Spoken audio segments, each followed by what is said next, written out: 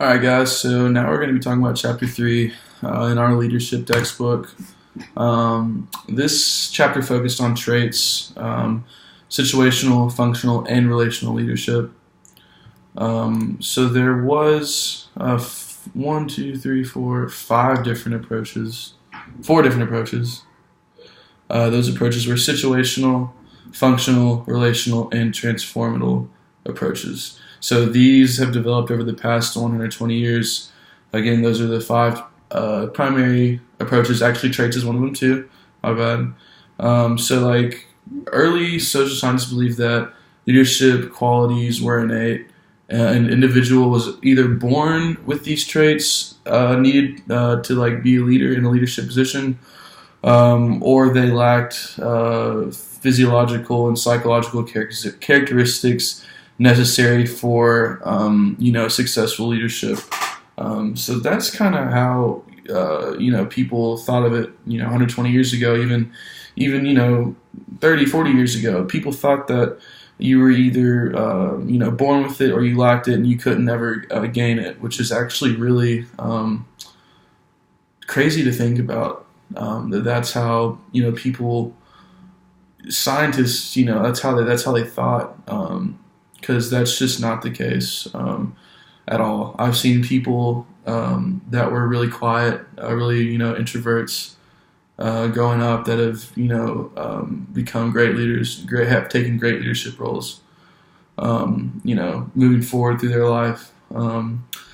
So this approach to leadership, known as the traits approach, suggested that nature played a key role in determining leadership potential. So present researchers no longer accept the notion of the born leader, but continue to still be interested in how cognitive abilities such as personality, motivation, social intelligence, and problem-solving skills shape performance and perceptions of leadership effectiveness. So it makes sense that obviously scientists don't believe what they did 120 years ago about being a born leader. So it's good that that we've seen that you don't have to be born a leader to be a leader. I will say I do agree with there probably are some cognitive abilities that leaders have that other people may not. But like I stated earlier, that doesn't mean that you have the inability to be a leader if you lack some social skills or cognitive skills and stuff like that. You can be a leader in many different ways. It doesn't have to be the big flashy person that I would say would be like a stereotypical leader. You don't have to be that at all. So the situational approach argues that the traits, skills, and behaviors necessary for effective leadership vary from situation to situation. The most commonly studied situational approaches are Felder's contingency model of leadership, path goal theory, and Hershey and Blanchard's situational leadership theory. So these two theories are hand in hand when it comes to the most studied situational approaches to leadership. So according to the contingency model, of Felder's contingency model of leadership, our ratings of those whom we do not want to work with can help us identify situations in which we work most effectively.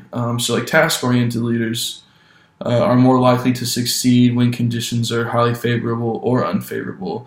The most favorable conditions exist when the relationship between leaders and followers is good, and the task is highly structured, and the leader's position power is strong.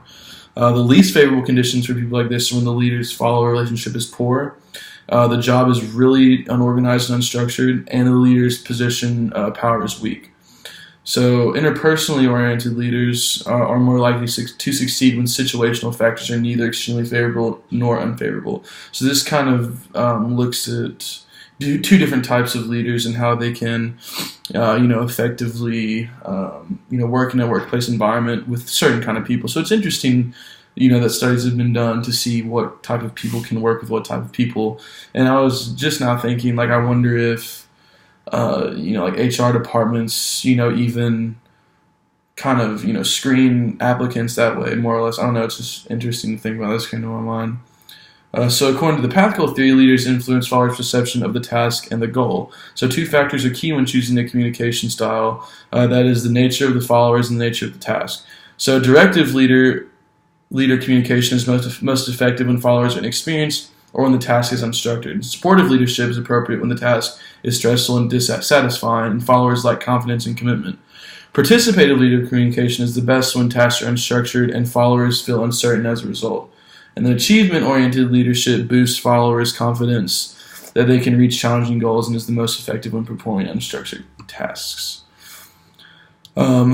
So going back to these approaches, so when we look at the situational leadership approach, you kind of got to focus on the job maturity and the psychological maturity of your followers. So like a telling way to do this succeeds with followers who are both unskilled at the task and unwilling to do the job. So a selling style should be used with the followers who lack skills but are willing to participate. So participating style should be employed when dealing with skilled followers who are unwilling to do, work. And then a delegating style generates the best results with followers who are both skilled and willing. Going through down to the relational approach to leadership, that shifts the focus from characteristics of leaders and followers and leadership behaviors to the relationships between leaders and followers. So according to the vertical dyad linkage test theory, some followers enjoy a closer relationship or linkage with their leaders than other followers. And that could go with, any type of company, organization. There's different relationships.